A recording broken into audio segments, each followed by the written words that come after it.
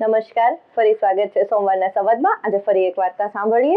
ગૌતમ બુદ્ધ તેના શિષ્યો સાથે એક ગામમાં પ્રચાર કરવા માટે નીકળે છે અને એ જે રસ્તેથી નીકળે છે ત્યાં અલગ અલગ જગ્યાએ કોકે ખાડા કરેલા છે। તેનો શિષ્ય બુદ્ધને પૂછે છે કે આ ખાડાનું રહસ્ય શું છે, અમને સમજાવો।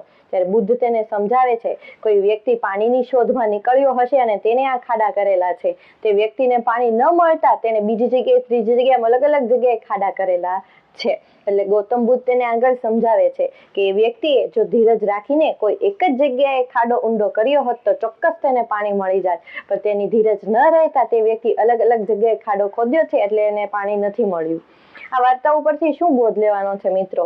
તો એક જ વસ્તુ છે, જ્યારે તમારે કોઈ સફળતા મેળવવી હોય તો ક્યારેક તમારે સખત મહેનત પણ જરૂરી છે અને મહેનત સાથે તમારા પરિશ્રમ સાથે તમારે ધીરજ પણ જરૂરી છે। જો તમારા સ્વભાવમાં ધીરજ હશે તો તમે જે લક્ષ્ય નક્કી કર્યું હશે એ લક્ષ્ય સુધી તમે ચોક્કસ પહોંચી જશો, પણ એની માટે પરિશ્રમ સાથે ધીરજ પણ ખૂબ જ જરૂરી છે। ફરી મળીએ આવતા સોમવારે।